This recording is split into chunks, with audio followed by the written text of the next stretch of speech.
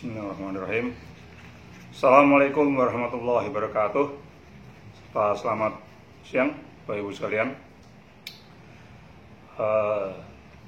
Saya kemarin mendengar dan melihat di beberapa media online tentang terjadinya tagihan listrik, lonjakan listrik yang cukup lumayan di beberapa tempat. Sehingga dalam hal ini saya ingin mengkonfirmasi tentang kenaikan tagihan listrik tersebut, karena memang selama ini kami mempelajari tentang gejala kenaikan listrik tersebut bahkan sejak tahun 2000 tentang adanya rencana privatisasi atau penjualan atau penyingkiran PLN dari kelistrikan di Indonesia. Jadi dengan adanya itu, kemudian manajemen PLN bahkan sampai ke petugas lapangannya beralasan bahwa masalah itu adalah karena masalah COVID-19, masalah corona yang sekarang ini lagi mewabah. Apalagi adanya program stay at home dan sebagainya, home from work dan sebagainya, menjadikan tagihan listrik naik. Di samping itu juga katanya mereka ini adanya kesalahan dalam mencatat meter. Seperti itu alasan-alasan itu. Jadi menurut saya alasan yang seperti itu adalah sah-sah saja, tapi perlu diingat kepada keluarga besar PLN, terutama Anda ini tentunya tahulah sebenarnya bahwa permasalahan ini adalah permasalahan lama. Kalau permasalahannya teknis dan sebagainya itu tuh sih oke-oke saja lah, silakan. Tetapi perlu diingat bahwa saat ini sebenarnya untuk Jawa Bali itu sudah terjadi mekanisme pasar bebas atau multi buyer, multi seller atau MBMS. Dan masalah ini sudah adalah masalah laten, sudah lama. Ini tergantung rezimnya saja. Dan tergantung dari perlawanan kita. Mulai tahun 98 kami masih ingat, saat itu kami mulai merasakan adanya penumpang gelap ya. Jadi masalah ini sebenarnya tidak lepas dari masalah korupsi juga. Kalau awalnya korupsi di BUMN itu karena cashco, karena istilahnya itu saat perah, kemudian itu tahun 80-an lah. Tapi di tahun 2000-an kemudian modus operasi berpindah dari cashco ke penjualan aset negara atau privatisasi.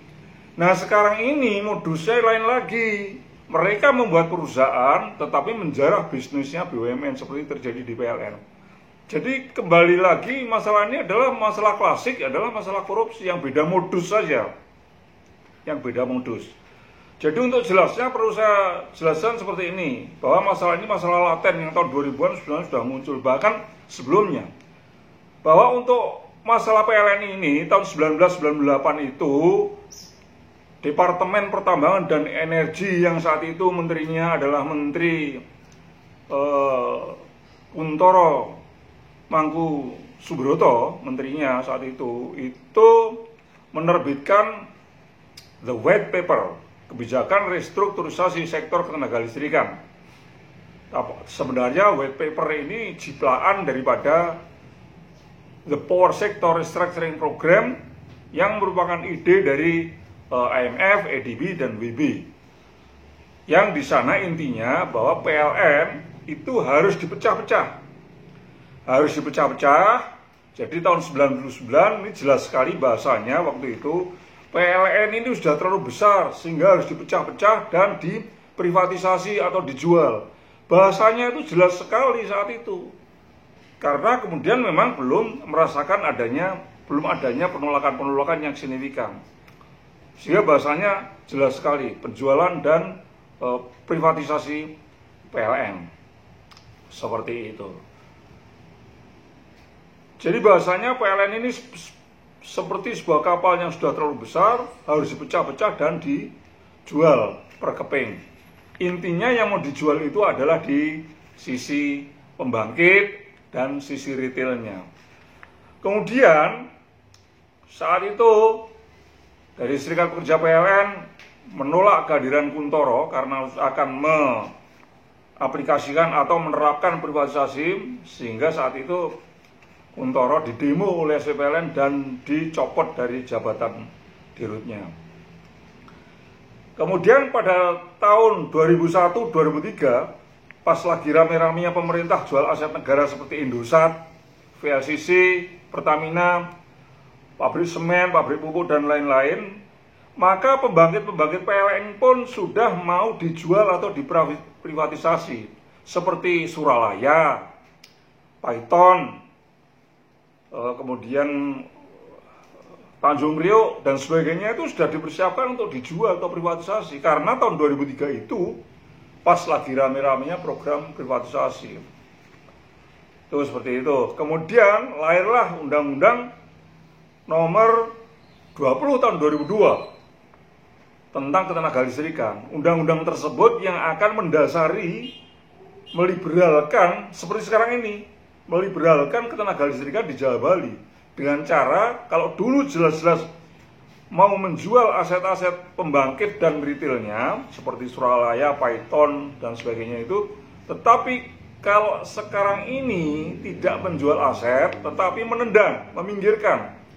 Jadi sekarang ini banyak pembangkit swasta yang artinya tidak perlu menjual ke mereka, mereka sudah punya sendiri, telah membangun sendiri. Tetapi kemudian pembangkit-pembangkit PLN yang ada saat ini sesuai perintah dari Menteri BUMN tanggal 14 Desember 2019 ada di majalah Tempo itu, maka kemudian mulai awal Januari 2020 ini pembangkit tersebut berhenti beroperasi dan digantikan oleh pembangkit swasta yang kemudian diterapkanlah multi buyer multi seller itu. Jadi perkara ini adalah perkara lama yang sudah, bahkan kalau tahun 2000 kita itu sudah 20 tahun lebih. Udah 20 tahun lebih. Jadi tolong nih Pak Dirut PLN, tolong Anda jangan menutup-nutupi dengan istilah-istilah, oh ini karena Covid, ini karena salah pembayaran. Enggak. Prakteknya sekarang ini sudah terjadi MBMS kok. Sudah. Jadi teman-teman yang di lapangan, yang kalau saya tanya teman-teman yang PLN atau PJB atau Indonesia Power, mereka ya takut mau ngomong apa adanya. Ini saya mendapatkan data dari luar tetapi terkait orang-orang lapangan itu, bahwa saat ini sesuai perintah Menteri BUMN, pembangkit PLN itu yang PLTU, PLTU, PLTGU dan sebagainya itu sudah berhenti, kecuali yang PLTA saja, karena untuk keperluan beban puncak itu yang masih beroperasi, tetapi yang selain itu sudah berhenti. Karena di sana sudah berhenti, retailnya pun kan sudah dijual oleh oknum direktur utama pada saat itu. Sehingga apa? Ya sudah terjadi multi buyer multi seller saat ini. Kembali lagi ke belakang, bahwa masalah ini memang masalah yang sudah lama ya. Saat itu kami pun, saat DPR RI itu mau menerbitkan Undang-Undang Nomor 20 tahun 2002 sebagai dasar landasan untuk menjual PLN dan meliberalkan seperti sekarang ini, itu kami pun waktu itu dipanggil oleh Komisi 7 DPR RI yang saat itu ketua komisinya Pak Irwan Praitno dan wakilnya Agus Manewandi dari Golkar. Irwan Prait dari Reformasi, Agus Manewandi dari fraksi Golkar. Kami dipanggil itu dari Serikat Pekerja PLN yang kemudian diadu dengan tim ITB. Tim ITB saat itu adalah Profesor Sujana Safei, mantan rektor ITB tahun 77 atau berapa kalau nggak salah. Dan juga diadu dengan tim dari Universitas Indonesia, Fakultas Teknik. Saat itu ketua timnya adalah Profesor Insinyur Renaldi Dalimi. Jadi kami tiga tim ini diadu di sana tentang penjualan aset negara bernama PLN ini. Termasuk step-stepnya itu, termasuk bagaimana nanti kalau kemudian PLN hanya mengoperasikan jaringan, itu sudah dibicarakan dari dulu, bukan kemudian saat ini sesuatu yang tiba-tiba ada penyewaan, PLN hanya menyewakan transmisi dan sebagainya. Tidak, itu sudah direncanakan dari dulu, Bapak Ibu sekalian.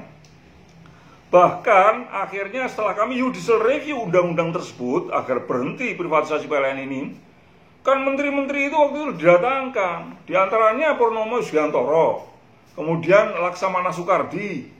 Mereka mengaku yang memang mau menjual PLN, dan Laksamana Soekardi sendiri sebagai Menteri Negara BUMN saat itu mengatakan, ya untuk daerah yang dikompetisikan seperti Jawa Bali nanti, itu PLN hanya boleh menyewakan transmisinya saja. Sedangkan pembangkit dan retail harus dijual. Bahasanya terang-terangan dijual. Tapi sekarang kok kesannya seperti tidak terjadi apa-apa. Sekarang memang sudah terjadi itu penyewaan. Mengapa kemudian ini terjadi? Waktu itu kemudian tidak terjadi. Karena saat itu di samping kami melawan secara keras, juga pemerintah saat itu, rezim saat itu kemudian mundur. Kami demo juga pada tanggal 30 Januari 2008 secara besar di depan istana, dan kami dibolehkan masuk istana, ketemu menteri-menterinya SBY tidak mau nemuin saat itu. Tapi dengan itu kan kemudian program ini berhenti. Hanya kemudian terus terang saja terakhir-terakhir ini undang-undangnya sudah dibatalkan, ya, undang-undang tentang untuk liberalisasi kelistrikan, tentang akan disahkannya multi-buyer multi-seller dibatalkan oleh Mahkamah Konstitusi. Tetapi kok nekat, bahkan terang-terangan Menteri BUMN mengatakan itu PLN tidak usah ngurusin pembangkit lagi.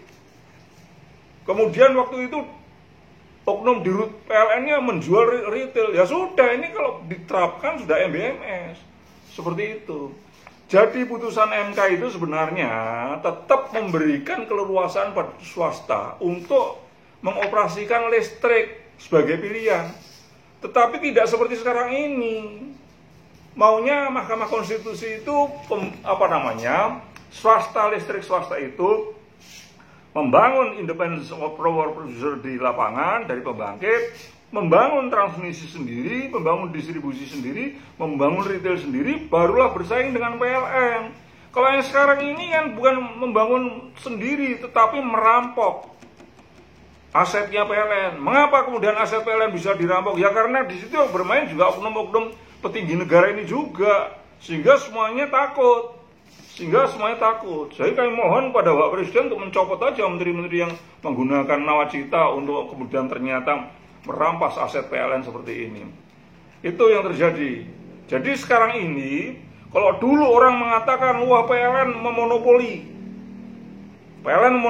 tapi monopolinya ini adalah sesuai dengan para pendiri negara saat itu adalah untuk ideologi etatisme. Tapi sekarang ini aset PLN dimonopoli oleh swasta, ya, asing dan kerjasama dengan oknum para pejabat tinggi ini itu monopoli sekarang ini, Bapak Ibu sekalian. Barang yang strategis ini dimonopoli oleh swasta. Swasta itu ideologinya kapitalis, cost serendah mungkin, profit setinggi mungkin. Akhirnya terjadilah seperti sekarang ini, kenaikan tarif yang suka-suka mereka. Ini baru pemanasan saja, Bapak Ibu sekalian. Ini baru pemanasan. Saat ini baru serah terima antara tagihan yang kemarin dilakukan PLN dengan sekarang yang tagihan yang dilakukan oleh kartel. Jadi sekarang ini mereka membuat kartel swasta begitu, menggantikan PLN. Nah kalau ditutup-tutupi seperti sekarang ini, wah ada program power lunch seperti kemarin itu tanggal 3 Juni yang disiarkan oleh TV CNBC Indonesia. Wah seolah-olah teknis, tidak ada masalah, itu hanya masalah pencatatan, itu masalah COVID, teknis semua, ini bahasanya Pak Dirut ini. Kemudian saat itu ada power generation, power beyond generation, PLN transformasi, ada seminar-seminar mantan direksi PLN, semuanya membicarakan teknis, seolah-olah tidak terjadi apa-apa. Itu hanya sebagai kamuflase itu. Yang jelas sekarang ini transmisi PLN ini waktu tanggal 5 kemarin sudah dibicarakan untuk disewa mereka. Nah kalau kecenderungannya ditutup-tutupi seperti ini, kekhawatiran saya dan teman-teman yang prihatin dengan masalah ini, itu nanti yang disewa tidak hanya transmisinya, yang disewa simbol PLN-nya juga disewa supaya tidak ketahuan sudah terjadi liberalisasi dan privatisasi. Kemudian gedung-gedungnya disewa, kantor-kantor PLN disewa, karyawannya pun sudah disewa. Karena waktu itu si menteri yang menjual retail itu sudah mengeluarkan SK bahwa karyawan PLN yang organik, baik itu yang mengurusi teknik maupun administrasi, sudah dipindahkan ke sebuah anak perusahaan PLN.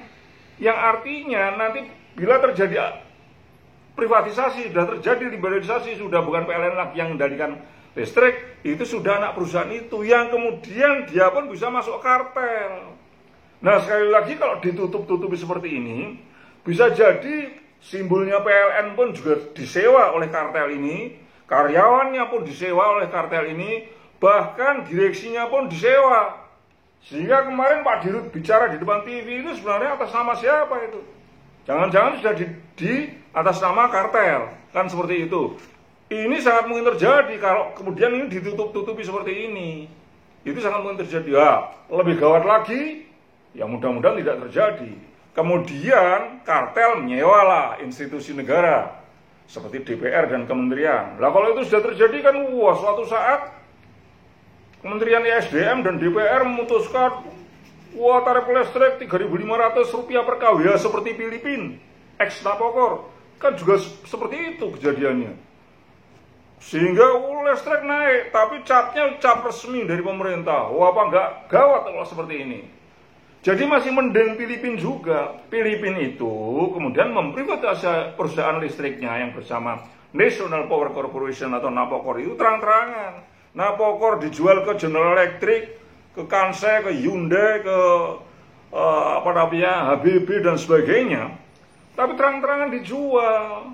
Karena apa? Karena memang rakyatnya saat itu rakyat Filipina itu mendemo Napokor itu. Karena apa? Sering dimatikan oleh rezim pemerintahnya saat itu. Karena rezimnya juga ingin bermain secara swasta dengan asing-asing itu. Dimatikan, rakyatnya marah, minta ke Napokor dibubarkan, akhirnya bubar bener, digantikan wajah-wajah baru yang swasta, dan akhirnya naik 4 kali lipat minimal. Dan setelah naik 4 kali lipat, rakyat demo lagi agar dikembalikan ke Napokor itu aset-aset itu yang sudah dijual ke Amerika, Inggris, Prancis dan sebagainya itu. Tetapi harganya sudah berkali-kali lipat. Jadi kesimpulannya, ini permasalahan ini akhirnya menurut saya tidak usah ditutup-tutupi lah. Yang terjadi saat ini sudah terjadi MBMS. Karena sudah ada rapat transmisi distribusi di Direktorat Jenderal Ketenagalistrikan ya, yang dipimpin dia waktu itu sudah membicarakan masalah itu meskipun lewat Zoom. Artinya in prinsip transmisi dan distribusi sudah dikuasai oleh asing dan asing, serta retail yang dijual oleh mantan direktur utama PLN itu. Ini kejadian sebenarnya, dan marilah harus kita cegah mulai sekarang, Bapak Ibu sekalian, kalau tahun depan tidak terjadi lonjakan sampai 4 kali lipat minimal. Terima kasih. Wassalamualaikum warahmatullahi wabarakatuh.